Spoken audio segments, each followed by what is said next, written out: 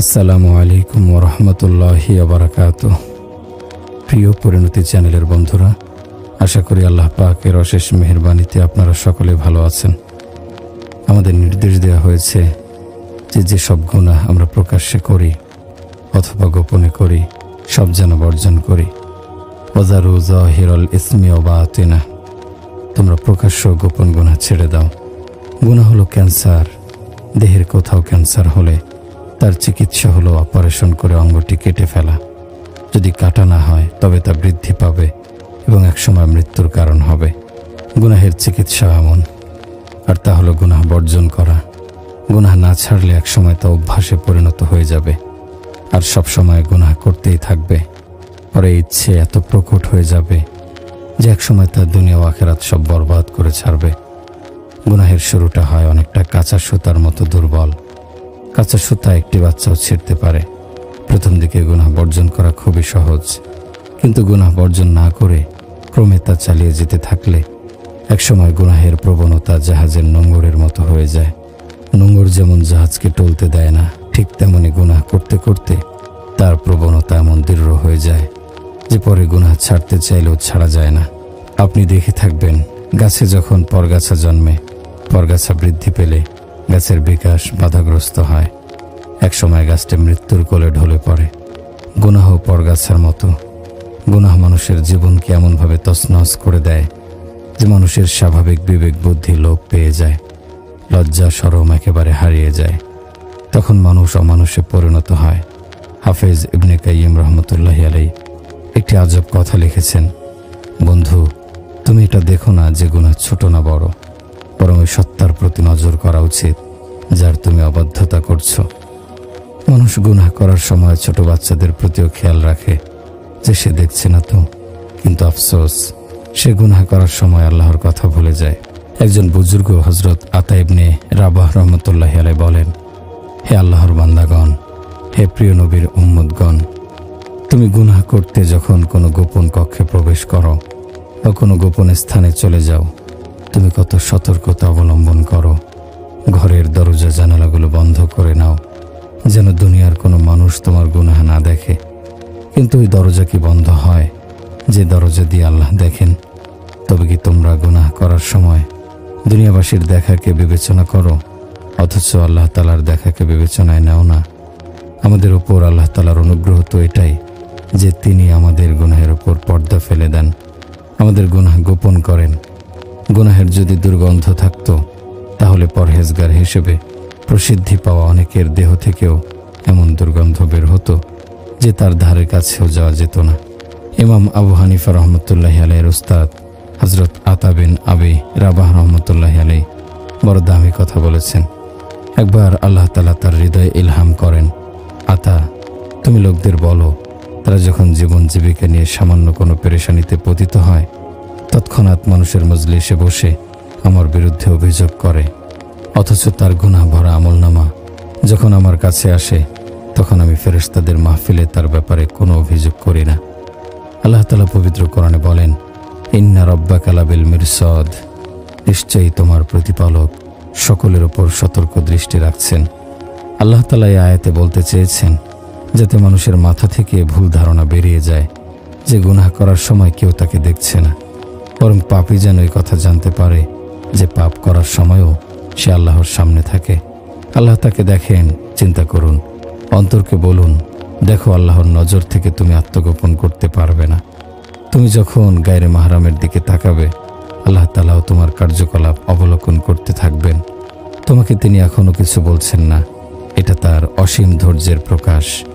যদি এভাবেই চলতে থাকো, যদি সংশোধন না হও, তবে তুমি আল্লাহর পাকড়াওয়ের জন্য প্রস্তুত হও।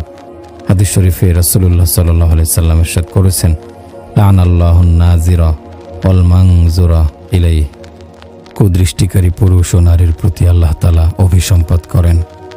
আল্লাহ তাআলা কোরআনে কারিমে বলেন, ইন্নাল্লাযীনা তাকাউ ইযা মাসসাহুম তাইফুম মিনাশ শাইতানি তাযাক্কারু ফাইযা হুম মুবসিরুন, যারা মুত্তাকি, শয়তান যখন কুমন্ত্রণা দিয়ে তাদের খারাপ কাজে নিমগ্ন করে সঙ্গে সঙ্গে তারা আত্মসচেতন হয়ে আল্লাহকে স্মরণ করে, ফলে তৎক্ষণাৎ তাদের জ্ঞানচক্ষু খুলে যায়।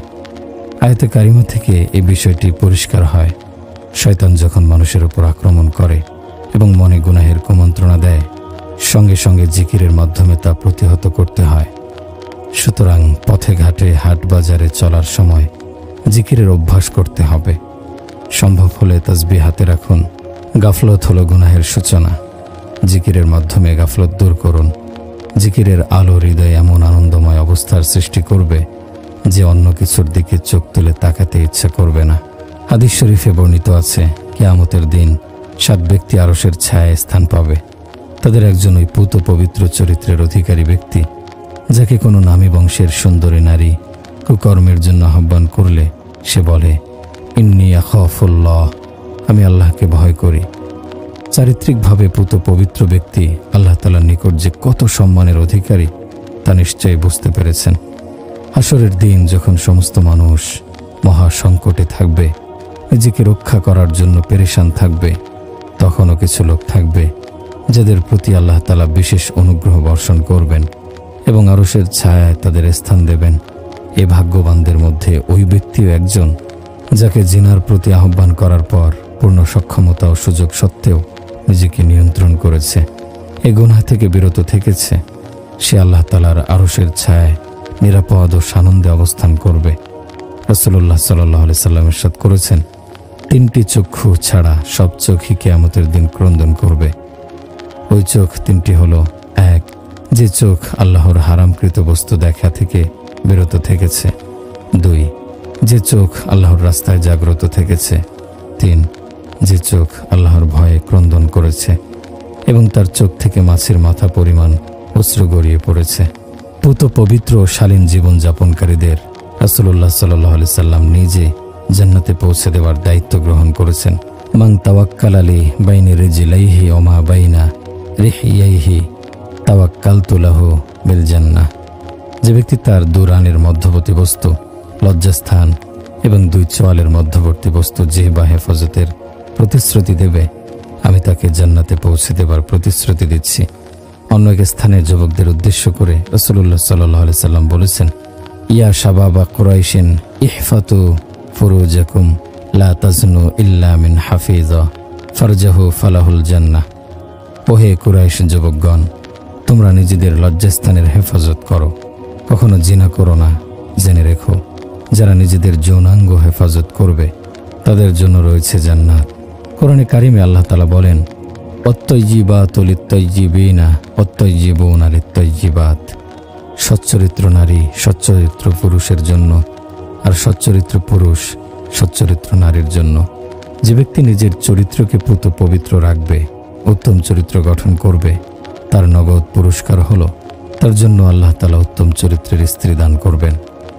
এক ব্যক্তি রাসূলুল্লাহ সাল্লাল্লাহু আলাইহি সাল্লামের নিকট এসে অভিযোগ করল, আমার স্ত্রীর চালচলন আমার নিকট সন্দেহজনক।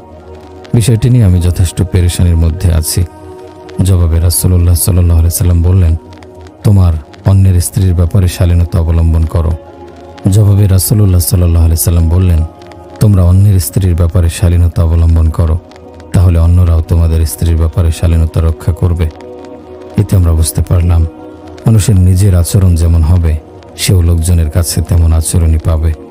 জিনাকারী ব্যক্তি শুধু যে অশ্লীল কর্মই করে তাই নয়, বরং অন্যের কাছে সে ঋণগ্রস্ত হয়ে পড়ে। সেই ঋণ তার ঘরওয়ালি বা সন্তানদেরকেও মিটিয়ে দেয়। কিছু কিছু গুনাহের শাস্তি ঠিক অনুরূপ কর্ম দিয়েই উসুল করা হয়। কাজেই যে ব্যক্তি অন্যের সম্মান নষ্ট করে, তার শাস্তি স্বরূপ অন্যরাও তার সম্মান নষ্ট করে দেবে।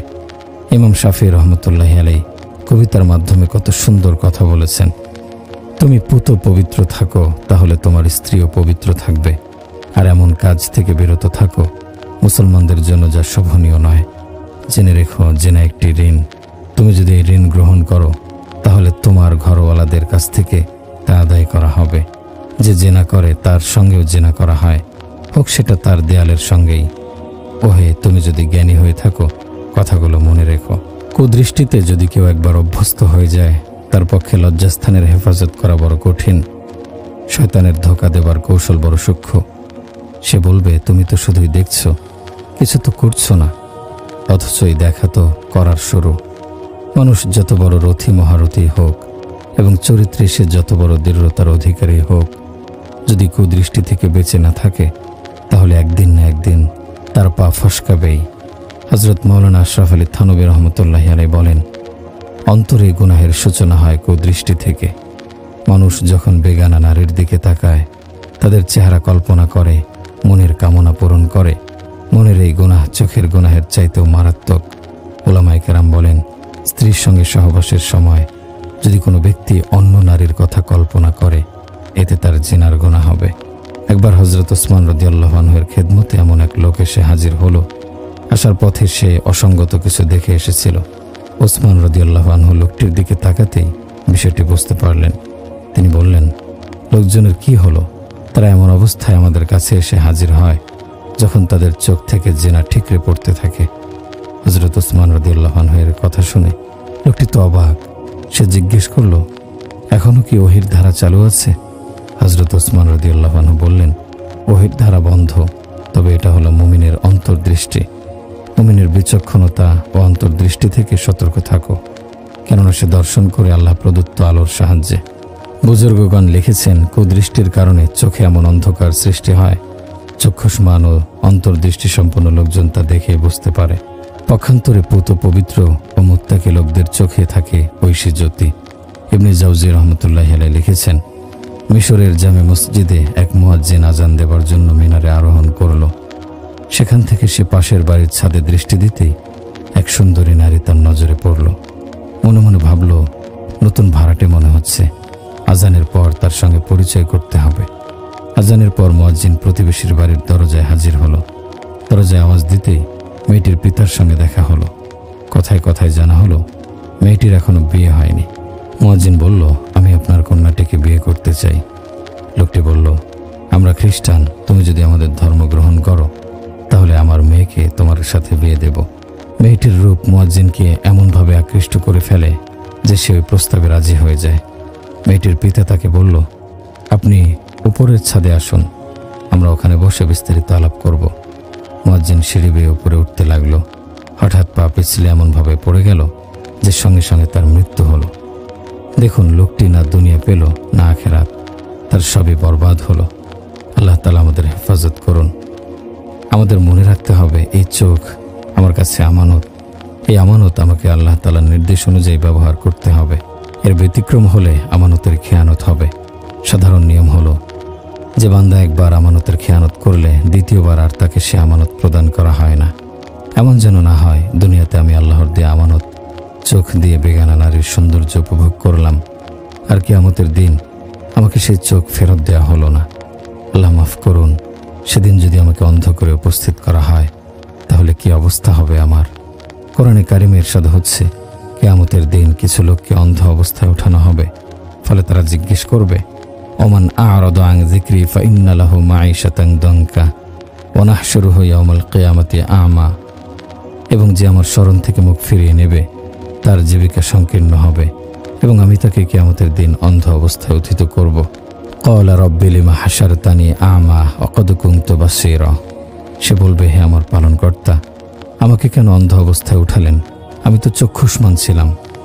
ক্বালা কাযালিকা আতাতকা আয়াতুনা ফানাসিতাহা ওয়া কাযালিকাল ইয়াওমা তুনসা। আল্লাহ বলবেন, এমনইভাবে তোমার কাছে আমার আয়াতসমূহ এসেছিল, অতঃপর তুমি সেগুলো ভুলে গিয়েছিলে, তেমনিভাবে আজ তোমাকে ভুলে যাব। ইসলাম পূর্ব আরব সমাজে মদ পান ও অবাধ যৌনাচারের ব্যাপক প্রচলন ছিল। লোক সমাজে প্রকাশ্যে তারা নিজেদের এসব কুকর্ম গর্ব ভরে প্রকাশ করত। রাসূলুল্লাহ সাল্লাল্লাহু আলাইহি সাল্লামের সুমহান আদর্শ এবং শিক্ষা ও সহচর্য তাদের জীবনে বৈপ্লবিক পরিবর্তন এনে দিয়েছিল। জাহেলি যুগে যাদের জীবনাচারে ছিল অপবিত্রতার অনুকরণ, রাসূলুল্লাহ সাল্লাল্লাহু আলাইহি সাল্লামের পবিত্র শিক্ষা ও সহচর্যের বরকতে তাদের অন্তরাত্মা এমন পুত পবিত্র হলো যে ইতিপূর্বের অতি প্রিয় জীবনাচারী হয়ে গেল তাদের কাছে অতি ঘৃণ্য বিষয়। হযরত আবু মুসা আশআরী রাদিয়াল্লাহু আনহু বলেন, আমার নাক যদি মৃত লাশের দুর্গন্ধে ভরে যায় তবু আমি কোনো বেগানা নারীর গন্ধ পছন্দ করব না। একবার মুসলিম সৈন্যদল কোনো একটি অঞ্চল জয় করার পর ওই অঞ্চল অতিক্রম করছিল। খ্রিস্টানরা তাদের পথভ্রষ্ট করার জন্য পথের পাশে সুন্দরী নারীদের এনে দাঁড় করিয়ে দিল, যারা ছিল অর্ধনগ্ন পোশাকে। এই অবস্থা দেখে মুসলিম সেনাপতি শুধু উচ্চস্বরে বললেন, কুল্লিল মুমিনিনা ইয়াগুদ্দু মিন আবসারিহিম। আপনি মুমিনদের বলুন তারা যেন নিজেদের দৃষ্টি নত করে রাখে। মুসলিম শূন্যগণ দৃষ্টি নত করে ওই অঞ্চল অতিক্রম করলেন। তারা শহরের বাড়িগুলোর দিকে চোখ তুলে তাকালেন না। মদিনায় ফিরে আসার পর লোকজন যখন তাদের ওই নগরের বাড়িঘরের আকৃতি ও উচ্চতা নিয়ে প্রশ্ন করল, তারা বললেন, আমাদের যখন দৃষ্টি নত করতে নির্দেশ দেওয়া হলো, ওই শহর থেকে বের হওয়ার আগ পর্যন্ত আমরা আর দৃষ্টি উঁচু করে দেখিনি, তাই বাড়িঘরের উচ্চতা সম্পর্কে কিছুই বলতে পারবো না। সুবহানাল্লাহ। নারীর জন্য লজ্জা ও শালীনতা অলঙ্কার স্বরূপ এবং এটা তাদের স্বভাবেরই অংশ। নারী যদি তাদের এই চারিত্রিক অলঙ্কারকে হেফাজত করে, সমাজে পবিত্রতা ও শান্তি বিরাজ করবে। কিন্তু সে যদি তা নিজেই লুটিয়ে দিতে শুরু করে, তাহলে সমাজে বহু অনাচারের দুয়ার উন্মুক্ত হতে শুরু করবে। নারীর জন্য চারিত্রিক পবিত্রতা সংরক্ষণের বিষয়টি অতীব জরুরি। এজন্য রাসূলুল্লাহ সাল্লাল্লাহু আলাইহি সাল্লামকে নারীদের থেকে এই বিষয়গুলোর উপর বায়াত গ্রহণ করতে আল্লাহ তাআলা আদেশ করেছেন। পবিত্র কোরআনে আল্লাহ তাআলা বলেন, ইয়া আইয়ুহান নাবিয়্যু ইযা জাআকাল মুমিনাতু ইউবাই'নাকা আলা আল্লা ইউশরিকনা। পবিত্র কোরআনে আল্লাহ তাআলা বলেন, হে নবী, ঈমানদার নারীরা যখন আপনার কাছে এসে আনুগত্যের শপথ করে যে তারা আল্লাহর সাথে কাউকে শরীক করবে না, চুরি করবে না, তারা ব্যভিচার করবে না, নিজেদের সন্তান হত্যা করবে না এবং কোনো অপবাদ রচনা করে রটাবে না। পবিত্র কোরআনে নির্লজ্জতা বোঝাতে ফাহশা শব্দ ব্যবহার করা হয়েছে এবং বিভিন্ন স্থানে নির্লজ্জ কর্ম থেকে বিরত থাকতে কঠোরভাবে আদেশ দেওয়া হয়েছে। এক জায়গায় বলা হয়েছে, এবং তিনি নিষেধ করেন অশ্লীলতা, অসৎকর্ম ও সীমালঙ্ঘন থেকে। আর এক আয়াতে বলা হয়েছে, হে মুহাম্মদ, আপনি ঘোষণা করে দিন, আমার প্রতিপালক প্রকাশ্য অপ্রকাশ্য অশ্লীলতাকে নিষিদ্ধ করেছেন। অন্য এক স্থানে পরিষ্কার ভাষায় জিনাকে ফাহশা বা অশ্লীলতা বলে উল্লেখ করে নিতান্ত মন্দ কর্ম বলে ঘোষণা করা হয়েছে। সীমা লঙ্ঘন বলা হয়েছে। আল্লাহ তাআলা মানুষের যৌন চাহিদা মেটানোর কিছু সীমা নির্ধারণ করে দিয়েছেন। এই সীমা যে অতিক্রম করবে তার জন্য রয়েছে কঠিন শাস্তি। সূরা মুমিনুনে পরিষ্কার বলা হয়েছে, ওয়াল্লাযীনা হুম লিফুরুজিহিম হাফিজুন ইল্লা আলা আজওয়াজিহিম আও মা মালাকাত আইমানুহুম ফাইন্নাহুম গায়রু মালুমিন ফামান ইবতাগা ওয়ারা যালিকা ফাউলাইকা হুমুল আদুন। এবং যারা নিজেদের যৌনাঙ্গকে সংযত রাখে, তবে তাদের স্ত্রী ও মালিকানাভুক্ত দাসীদের ক্ষেত্রে সংযত না হলে তারা তিরস্কৃত হবে না। অতঃপর কেউ এদের ছাড়া অন্যকে কামনা করলে তারা সীমা লঙ্ঘনকারী হবে। রাসূলুল্লাহ সাল্লাল্লাহু আলাইহি সাল্লাম ইরশাদ করেছেন, মা তারাকতু বা'দি ফিতনাতুন আশাদ্দু আলার রিজালি মিনান নিসা। পুরুষের জন্য আমি নারীর চেয়ে অধিক ফিতনার আর কিছু রেখে যাচ্ছি না। নারীর ফিতনা সত্যি ভয়াবহ ও আশঙ্কাজনক। শয়তান বলে, আমার একটি তীর কখনো লক্ষ্যচ্যুত হয় না। আর এক হাদিসে রাসূলুল্লাহ সাল্লাল্লাহু আলাইহি সাল্লাম বলেছেন, আন-নিসাউ হাবাইলুশ শায়াতিন। নারী শয়তানের দড়ি। শিকারী যেভাবে দড়ি দিয়ে শিকারকে বেঁধে ফেলে, শয়তানও তেমনি নারীর মাধ্যমে পুরুষকে গুনাহে জড়িয়ে ফেলে।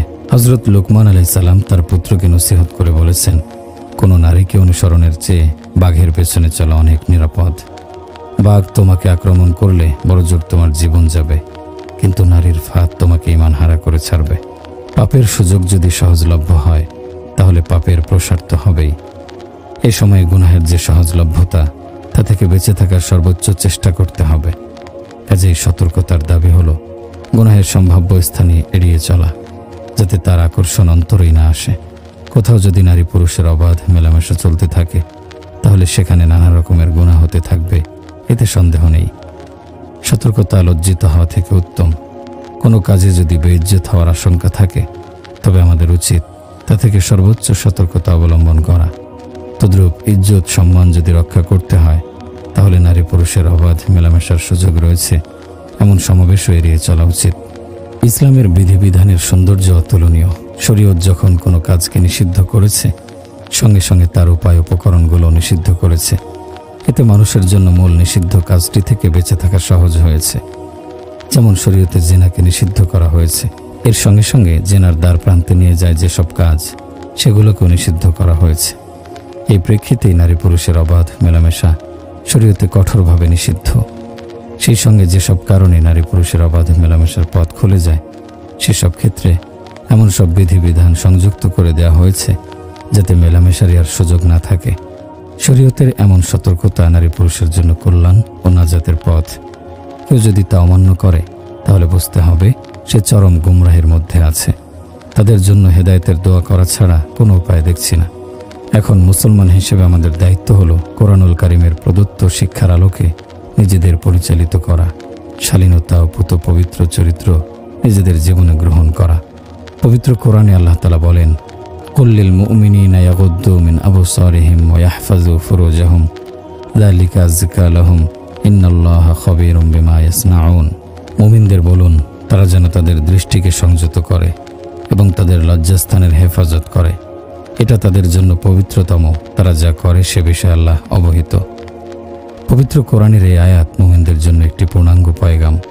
মুফাসসিরগণ লিখেছেন, এই আয়াতে একই সঙ্গে রয়েছে উপদেশ, সতর্কতা ও হেদায়াত। আয়াতের প্রথম অংশে রয়েছে উপদেশ। মুমিনদের বলা হচ্ছে, যেসব নিষিদ্ধ বস্তু তাদের জন্য দেখা বৈধ নয়, সেসব বস্তু থেকে তারা যেন দৃষ্টি নত রাখে। গোলামের কর্তব্য হলো মালিকের আনুগত্য করা, আল্লাহ তাআলার নির্দেশ মানতে হবে কোনো প্রশ্ন ছাড়াই। একজন মুফাসসির লেখেন, দৃষ্টি নত করা ও যৌনাঙ্গের সুরক্ষার বিষয়টি একটি অপরটির অপরিহার্য অংশ। কাজেই বলা যায়, যার দৃষ্টি সংযত নয় তার যৌনাঙ্গ সুরক্ষিত নয়। আয়াতের এই অংশটি যালিকা আযকা লাহুম, এটা তাদের জন্য পবিত্রতম, এটি সতর্কতার বার্তা। অর্থাৎ দৃষ্টি নত রাখার উপকার হলো এর ফলে অন্তরে পবিত্রতা সৃষ্টি হবে এবং সেখানে গুনাহের ওয়াসওয়াসা বা কুমন্ত্রণা সৃষ্টি হবে না। এর ফলে কি লাভ হবে? অন্তরে পবিত্রতা সৃষ্টি হলে সেখানে গুনাহের ওয়াসওয়াসা বা কুমন্ত্রণা সৃষ্টি হবে না। ইবাদতে একাগ্রতা লাভ হবে।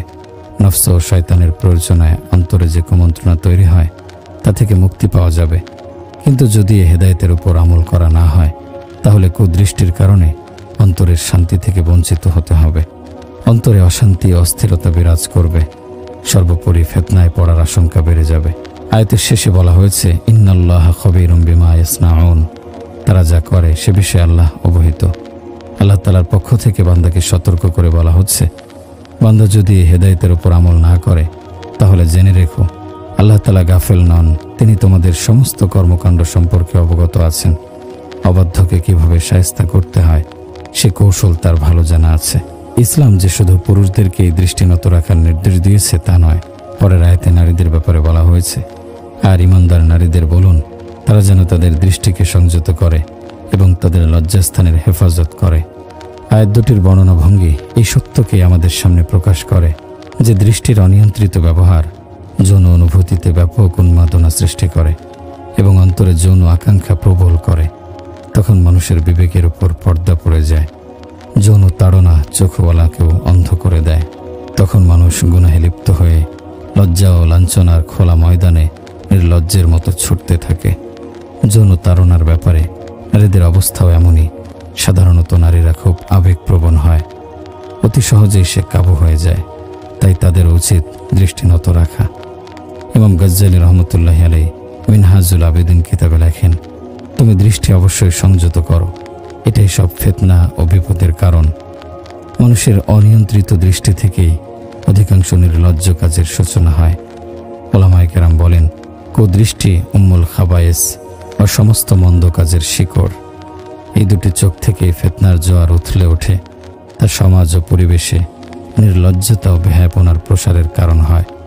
এই চোখ দুটি আল্লাহ তাআলার দেয়া আমানত। এই আমানতকে পুত পবিত্র রাখতে বলা হয়েছে।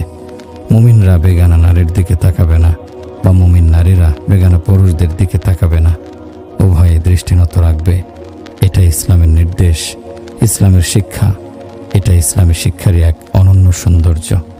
হযরত ঈসা আলাইহিস সালাম বলেছেন, নেকি হাসিলের তিনটি উপায় রয়েছে। কথা হওয়া চাই আল্লাহর জিকির ও স্মরণের সাথে, তা না হলে সেটা হবে অর্থহীন প্রলাপ। দৃষ্টি হওয়া চাই শিক্ষা গ্রহণের উদ্দেশ্যে, তা না হলে সেটা হবে ভ্রষ্টতা। নীরবতা হওয়া চাই আখিরাতের ফিকিরের সাথে, তা না হলে সেটা হবে অনর্থক বসে থাকা। দুনিয়ার মোহ ত্যাগ করার পন্থা হচ্ছে অন্তরে কখনো জাগতিক বিষয়বস্তুর চিন্তা কল্পনা আনয়ন করবে না এবং এগুলোকে অন্তরে কোনোরূপে স্থান দেবে না। কেননা চিন্তা ফিকিরের সাথে মানব প্রকৃতির গভীর সম্পর্ক আছে বিধায় অন্তরের মাধ্যমে পার্থিব লোভ লালসার অনুপ্রবেশ ঘটে। অনুরূপ দৃষ্টিকে সংরক্ষণ করতে হলে অবৈধ দৃশ্যের প্রতি তাকাবে না, কেননা এমন অবৈধ দৃষ্টি দ্বারা মানবাত্মা নিশ্চিতভাবে ক্ষতবিক্ষত হয়। রাসূলুল্লাহ সাল্লাল্লাহু আলাইহি সাল্লাম বলেন, কুদৃষ্টি শয়তানের অব্যর্থ তীরসমূহের একটি। যে ব্যক্তি আল্লাহর ভয়ে নিজেকে কুদৃষ্টি হতে বিরত রাখবে তার উন্নততর ঈমান নসিব হবে, যার স্বর্গীয় স্বাদ অন্তরে অনুভব করবে। জনৈক বুজুর্গ বলেছেন, যে ব্যক্তি স্বীয় দৃষ্টিকে সংযত না করে স্বাধীন বেয়াড়া ছেড়ে দেয়, সে অন্তর্জালায় দগ্ধীভূত হয়, লোকজনের সামনে অপমানিত হয় এবং জাহান্নামে তার অবস্থান দীর্ঘতর হবে। ইমাম গাজ্জালী রহমতুল্লাহি আলাইহিকে জিজ্ঞেস করা হয়েছিল, মানবাত্মার জন্য মানুষের কোন অঙ্গটি অধিক ক্ষতিকর? বলেছিলেন, কর্ণ অথবা চক্ষু। এ দুটি আত্মার জন্য দুই ডানাস্বরূপ। পাখির ন্যায় সে উক্ত ডানা দুটির সাহায্যে স্বাভাবিকভাবে চলাফেরা করে। তন্মধ্যে একটি কেটে গেলে অপরটির সাহায্যে বড় কষ্টে তার চলতে হয়।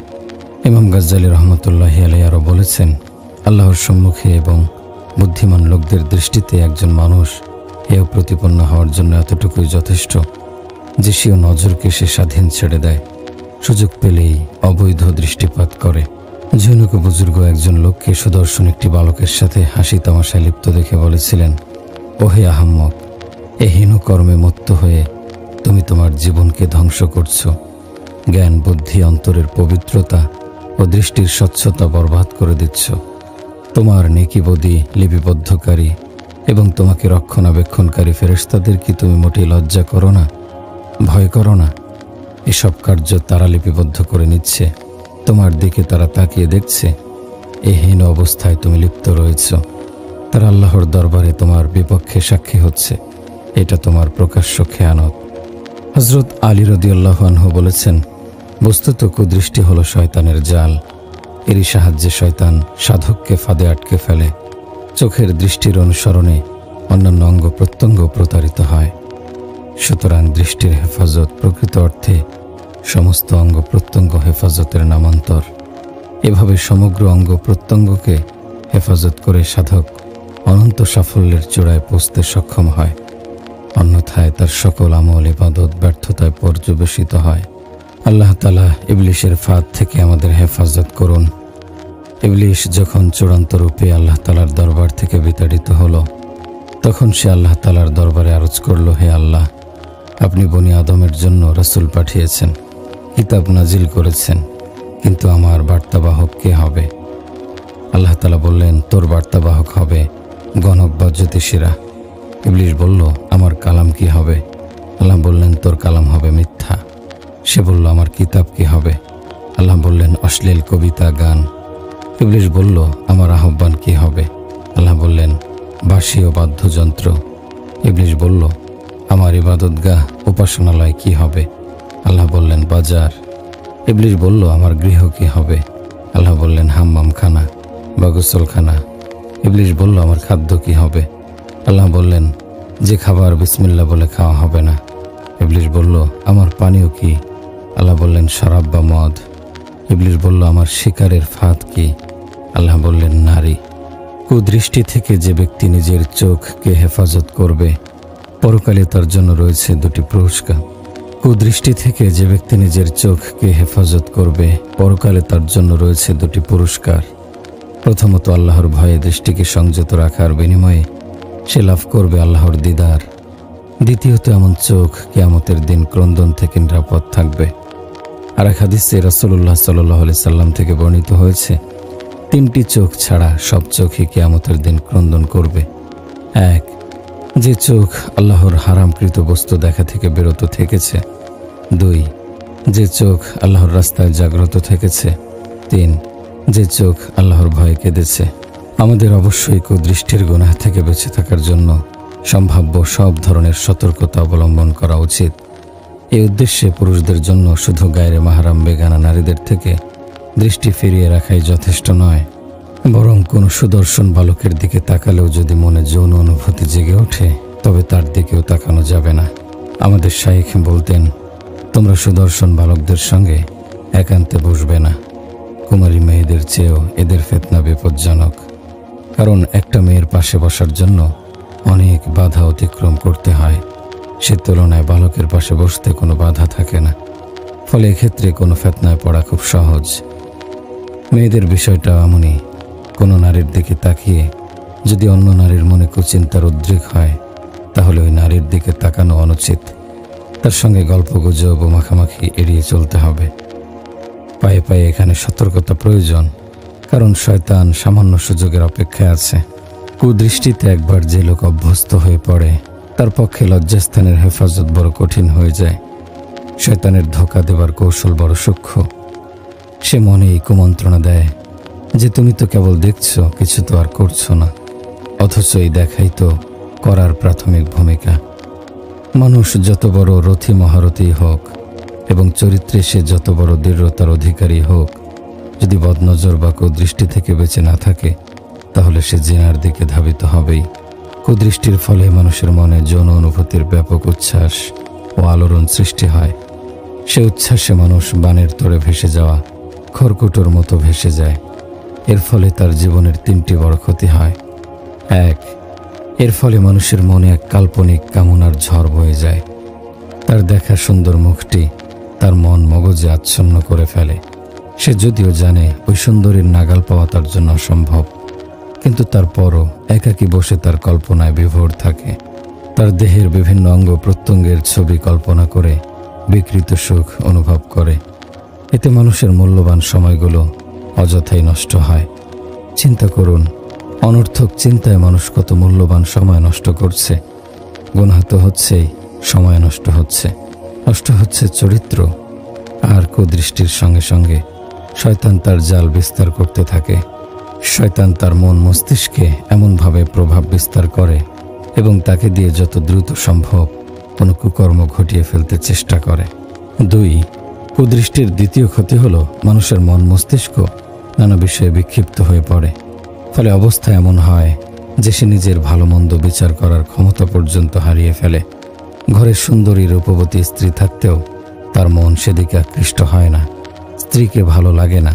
তুচ্ছ বিষয় নিয়েও স্ত্রীর সঙ্গে বাগ বিতণ্ডা লেগে থাকে। ঘরে শান্তির পরিবেশ থাকে না। অথচ এই লোকই রাস্তায় বেগানা নারীর দিকে নির্লজ্জ দৃষ্টিতে তাকিয়ে থাকে। অধিকাংশ সময় তো এমন হয় যে ধরনের লোক কোনো কাজকর্মে মন স্থির রাখতে পারে না। আর যদি সে ছাত্র হয়, তাহলে তার পড়ালেখার পাঠ শেষ। তার কল্পনার রাজ্য জুড়ে শুধু বেগানা নারীর অবৈধ চিন্তা। আর যদি অন্য পেশার হয়, তবে কাজকর্ম বাদ দিয়ে শুধু কুচিন্তায় মগ্ন থাকে। সর্বক্ষণ শুধু তার কল্পনার প্রেয়সীতে ডুবে থাকে। 3, কুদৃষ্টির তৃতীয় বড় ক্ষতি হলো এর ফলে কুদৃষ্টিকারী ন্যায় অন্যায় ভালো মন্দের মধ্যে ভেদাভেদ করতে অক্ষম হয়ে পড়ে। তার অন্তর অন্ধকারাচ্ছন্ন হতে থাকে। দ্বীনের ইলম ও জ্ঞান থেকে সে বঞ্চিত হয়। গুনাহের কাজকে গুনাহ মনে হয় না। অবশেষে দ্বীনের ব্যাপারে শয়তান তার অন্তরের সন্দেহ ঢুকিয়ে দেয়। সৎসঙ্গ ছেড়ে অসৎসঙ্গ তার কাছে ভালো লাগে। কেউ কেউ নেশার দিকেও ঝুঁকে পড়ে। ভালো মানুষদের ভালো কথাও তার কাছে তিক্ত মনে হয়। সে নিজে বিভ্রান্তির অতলে নিমজ্জিত হয়েও তার কাছে মনে হয় সে সঠিক পথে আছে। অবশেষে লাঞ্ছনা ও অপমান নিয়ে সে লোক সমাজে বেঁচে থাকে। এটা বড় ভয়াবহ একটা অবস্থা। এদের দুনিয়া ও আখিরাত উভয় বরবাদ। যদি তাওবা না করে, পরকালে শাস্তি অনিবার্য। রাসূলুল্লাহ সাল্লাল্লাহু আলাইহি ওয়াসাল্লাম বলেছেন, লাআনাল্লাহুন নাযিরু ওয়াল মানযুরা ইলাইহি। কুদৃষ্টিকারী পুরুষ ও নারীর প্রতি আল্লাহ তাআলার অভিসম্পাত করেছেন। আর এক হাদিসে বর্ণিত হয়েছে, রাসূলুল্লাহ সাল্লাল্লাহু আলাইহি ওয়াসাল্লাম বলেছেন, তোমরা হয় নিজেদের চক্ষু নিম্নগামী করবে এবং লজ্জাস্থানের হেফাজত করবে, অন্যথায় আল্লাহ তাআলা তোমাদের আকৃতি পরিবর্তন করে দেবেন। আকৃতি পরিবর্তনের সূচনা হয় চেহারা আলোহীন করার মাধ্যমে।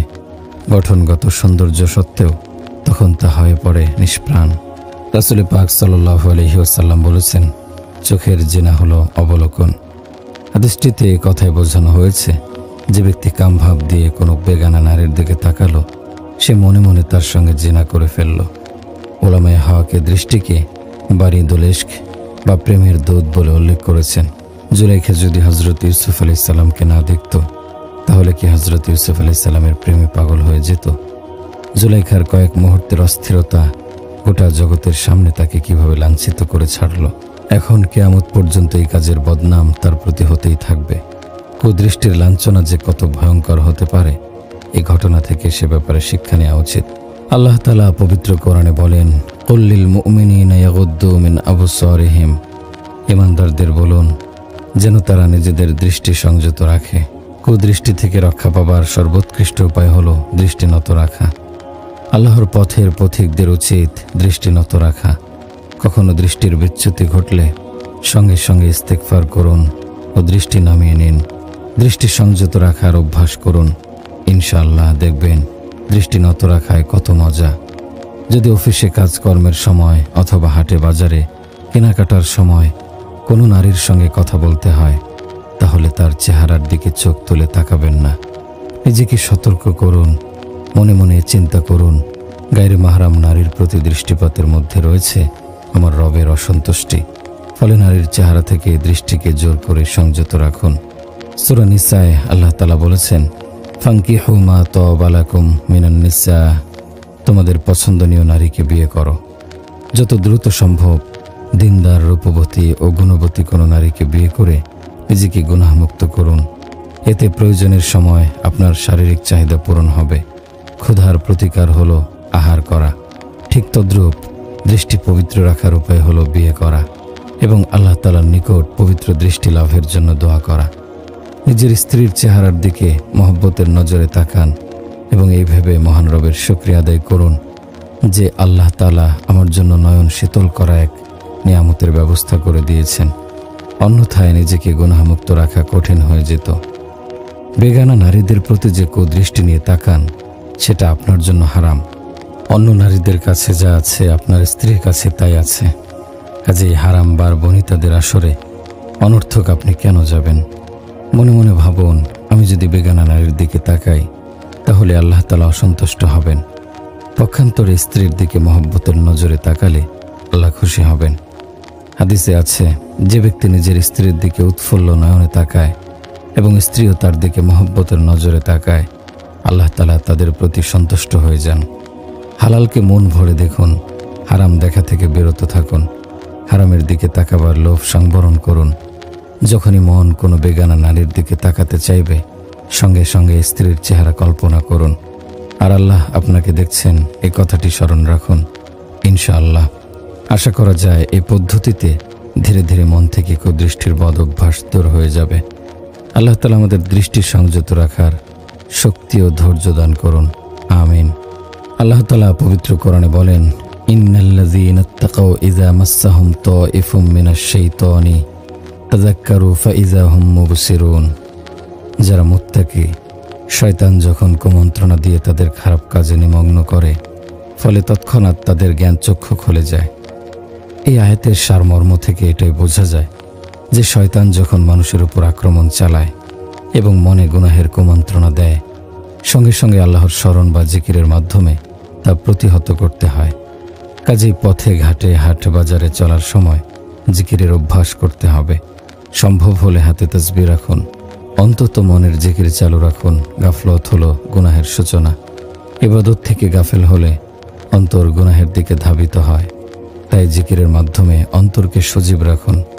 জিকিরের আলো ক্রমশ অন্তরে এমন উদ্যম ও আবেগ সৃষ্টি করবে যে অন্য কিছুর দিকে চোখ তুলে তাকাবার ইচ্ছা হবে না। পবিত্র কোরআনে আল্লাহ তাআলা বলেন, আলাম ইয়ালাম বিআন্নাল্লাহা ইয়ারা, তুমি কি জানো না যে আল্লাহ তাআলা তোমাকে দেখতে পাচ্ছেন? আল্লাহর বান্দাদের মন যখন কোনো গায়রে মাহরাম নারীর দিকে তাকাতে ইচ্ছা করে, সঙ্গে সঙ্গে তার ভাবা উচিত, আল্লাহ তাআলা আমাকে দেখতে পাচ্ছেন। এ ভয় যদি অন্তরে থাকে তাহলে দৃষ্টি সংযত রাখা সহজ হবে। ভেবে দেখুন, যদি ওই নারীর পিতা বা স্বামী আপনার দিকে তাকিয়ে থাকে, তাহলে কি আপনি ওই নারীর দিকে চোখ তুলে তাকাতে পারবেন? তার স্বামী বা পিতা আপনার প্রতি অসন্তুষ্ট হবে ভেবে নিশ্চয়ই মনে সংকোচ বোধ হবে। তো নারীর স্বামী বা পিতার অসন্তোষের কথা ভেবে আপনি সংকোচ বোধ করছেন, অথচ আল্লাহ তাআলার নিষিদ্ধ বস্তুর দিকে তাকাতে আপনার সংকোচ হয় না। মনে মনে চিন্তা করুন, আল্লাহ তাআলা যেহেতু আমাদেরকে দেখতে পাচ্ছেন এবং বেগানা নারীর দিকে তাকাতে নিষেধ করেছেন, তা সত্ত্বেও যদি আমরা সেদিকে তাকাই, তাহলে আল্লাহ নিশ্চয়ই অসন্তুষ্ট হবেন। আল্লাহ তাআলা যদি আমাদের এজন্য শাস্তি দিতে চান, তাহলে আমাদের কি অবস্থা হবে? পবিত্র কোরআনে আল্লাহ তাআলা বলেন, ইন্নাল্লাহা ইয়া'মুরুকুম আন তুআদ্দুল আমানাতি ইলা আহলিহা, নিশ্চয়ই আল্লাহ তোমাদের আদেশ করেছেন যে গচ্ছিত আমানত বুঝিয়ে দাও তার অধিকারীকে। আল্লাহর পথের পথিককে কথা মনে রাখতে হবে। এই চক্ষু আমার কাছে একটি গচ্ছিত আমানত। এই আমানত আমাকে আল্লাহ তাআলার নির্দেশ অনুযায়ী ব্যবহার করতে হবে। এর অন্যথা করলে আমানতের খেয়ানত হবে। সাধারণ নিয়ম হলো, যে বান্দা একবার আমানতের খেয়ানত করে, দ্বিতীয়বার আর তাকে সে আমানত প্রদান করা হয় না। এমন যেন না হয়, দুনিয়াতে আমি আল্লাহ তাআলার দেয়া আমানত চোখ দিয়ে বেগানা নারীকে দেখলাম, তার রূপ সৌন্দর্য দেখে মজা নিলাম, আর কিয়ামতের দিন আমাকে সেই চোখ ফেরত দেয়া হলো না। আল্লাহ না করুন, সেদিন যদি আমাকে অন্ধরূপে উপস্থিত করা হয়, তাহলে আমার কি অবস্থা হবে? পবিত্র কোরআনে আল্লাহ তাআলা বলেছেন, কিয়ামতের দিন আল্লাহ তাআলা কিছু লোককে অন্ধ অবস্থায় ওঠাবেন। ফলে তারা জিজ্ঞেস করবে, রব্বি লিমা হাশারতানি আ'মা ওয়া ক্বাদ কুনতু বাসীরা। হে আমাদের রব, আমি তো চক্ষুষ্মান ছিলাম, কেন আমাকে অন্ধরূপে উপস্থিত করলেন? এটাও আমাদের ভেবে দেখতে হবে। দুনিয়ার জীবনে আমরা প্রিয় নবী হযরত মুহাম্মদ সাল্লাল্লাহু আলাইহি সাল্লামকে দেখিনি। সুতরাং কিয়ামতের দিন যদি আমি অন্ধরূপে উপস্থিত হই, তাহলে সেদিনও আমার পক্ষে প্রিয় নবী সাল্লাল্লাহু আলাইহি সাল্লামের পবিত্র চেহারা দেখা সম্ভব হবে না। আল্লাহ রাব্বুল আলামিন এমন বঞ্চনা থেকে আমাদের রক্ষা করুন। কাজেই কিয়ামতের দিন আমরা যেন এই আমানত দ্বিতীয়বার লাভ করতে পারি, তাই আল্লাহ তাআলার দেয়া আমানতের সঠিক ব্যবহার করা উচিত। পবিত্র কোরআনে আল্লাহ তাআলা বলেন, আলাম ইয়ানি লিল্লাযীনা আমানু আন তাখশা'a কুলুবুহুম লিযিকরিল্লাহি ওয়া মা নাযালা মিনাল হাক্কি। মুমিনদের জন্য এখনো কি সময় আসেনি যে আল্লাহর স্মরণে এবং যে সত্য অবতীর্ণ হয়েছে তার সম্মুখে অবনত হবে? কোনো মানুষের মনে যদি কখনো কুদৃষ্টির প্ররোচনা তৈরি হয়, সঙ্গে সঙ্গে তার এই আয়াতটি সম্পর্কে চিন্তা করা উচিত। মুমিনদের জন্য এখনো কি সে সময় আসেনি যে তার অন্তর আল্লাহর ভয়ে ভীত হবে? নফস যখনই কোনো বেগানা নারীর দিকে তাকাতে প্ররোচনা দেবে, তখনই নফসকে লক্ষ্য করে বলতে হবে, মুমিনদের জন্য কি এখনো আল্লাহকে ভয় করার সময় আসেনি? যখনই তাকাবার ইচ্ছা হবে, তখনই এই আয়াতটির কথা মনে মনে চিন্তা করবে এবং আল্লাহ তাআলার নিকট সাহায্য চাইতে থাকবে। ইনশাআল্লাহ এতে আল্লাহ তাআলা বান্দার অন্তরকে পবিত্র করে কুদৃষ্টি থেকে সত্যিকারের তওবা করার তৌফিক দান করবেন।